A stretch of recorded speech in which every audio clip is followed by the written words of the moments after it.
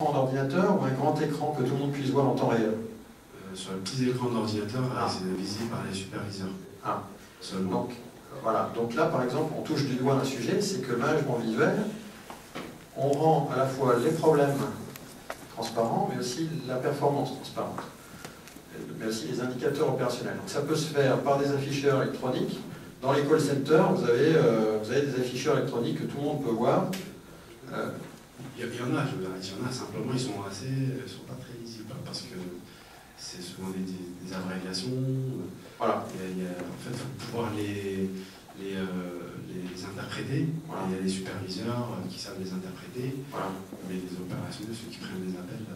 Et est-ce que, à votre avis, ce ne serait pas intéressant que l'opérationnel qui prenne l'appel sache combien il y a eu d'appels de traités, combien il y a d'appels rejetés, quel est le taux de service client? Ces données-là doivent être affichées en grand, que tout le monde puisse les voir, parce que le premier pas vers la performance, c'est de donner le feedback aux opérationnels, aux opérateurs ou aux téléopérateurs, donner le feedback aux opérationnels sur leur performance.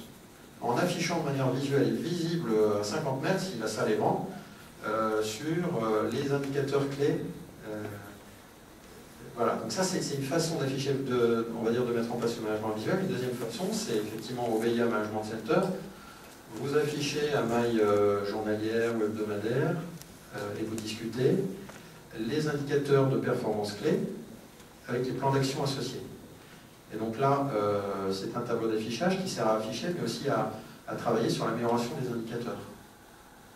Donc ça fait deux choses qu'on peut mettre en œuvre assez facilement. Ça répond à votre question? Oui, merci. D'accord. Une dernière question avant de faire la pause.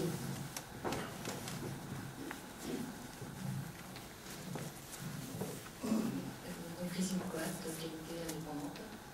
Moi, je voulais savoir, quand on met en place une équipe Lean avec un expert, de quel service, dans quel service il est recommandé il est recommandé de les mettre dans le service Lean. Il n'est pas recommandé de le rattacher aux méthodes. Il n'est pas recommandé de le rattacher à la production s'il y a un patron de site au-dessus. Il n'est pas recommandé de le rattacher à la qualité. Alors je vais expliquer ces 3 points. Pourquoi c'est pas bon de le rattacher aux méthodes? Parce que le Lean, si je prends les gens d'Oriba ici présents, je pense que vous comprendrez bien de quoi je parle. Le Lean remet en cause assez fortement le layout ou la façon de produire. Souvenez-vous du chantier industrialisation. Le Lean remet en cause assez fortement le travail qui a été fait par les méthodes. Non pas qu'il a été mal fait, mais il a été fait sans forcément avoir toutes les connaissances Lean. Et donc, si vous rattachez l'homme Lean ou l'équipe Lean au responsable des méthodes, assez vite il va dire bon, écoute, tais-toi, c'était très bien comme c'était, touche à rien. D'accord? Ça, c'est la raison pour laquelle les méthodes, c'est pas une bonne idée. Deuxième chose pour laquelle les méthodes, c'est pas une bonne idée, c'est que souvent on se dit oui, mais le Lean, c'est du travail d'indus finalement. Donc pourquoi pas avoir un homme qui fait industrialisation et Lean? Alors j'ai testé pour vous, à chaque fois que j'ai fait ça, l'usine n'avançait plus d'un point de vue des résultats. Et pourquoi? Parce que finalement, au moment de faire le chantier Lean, il y avait toujours l'industrialisation de tel ou tel produit qui était plus importante, tel ou tel travail, méthode, indus qui était plus important que le chantier. Donc, à chaque fois qu'on partage le temps avec un travail d'industrialisation, c'est très difficile de passer à l'action. Maintenant, pourquoi pas à la qualité? On pourrait se dire qualité totale, machin, ça va bien avec l'histoire. Le Lean, ça n'est pas que améliorer la qualité, c'est améliorer qualité, coût, délai, et bien d'autres choses. Et donc, quand vous le rattachez à la qualité, vous réduisez le périmètre, vous focalisez à mort sur la qualité, et vous oubliez tout le reste. Et en plus de ça, vous êtes rattaché à un niveau trop bas dans l'organisation, ce qui fait que le Lean aura un mal fou à dialoguer avec les responsables, avec les direct reports du patron de site, et donc aura un mal fou à se faire entendre. Et moi, j'ai jamais vu de Lean rattaché à la qualité qui réalise une transformation réussie. J'ai jamais vu en 18 ans. Alors le troisième, on avait dit pas rattaché à la production. Quand vous démarrez une transformation lean,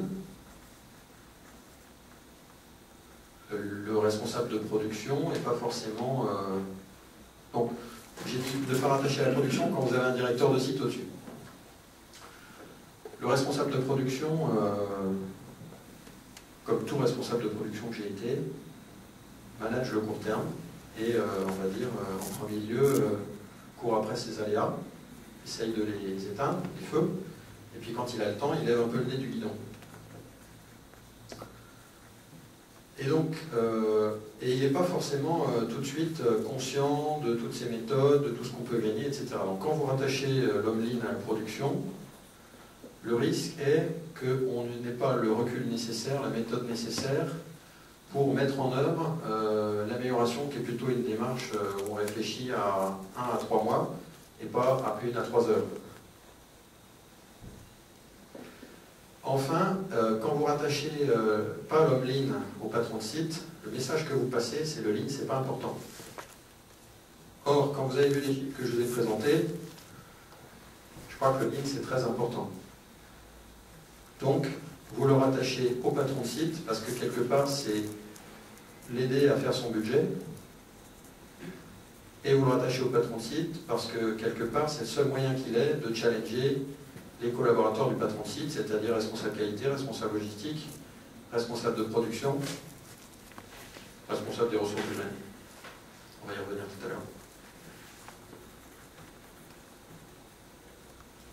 Je vous propose, il y avait, non, allez, une dernière très rapide alors, non? Il n'y en a plus? Alors on va faire la pause, ça se passe à côté, et on reprend à 11 h.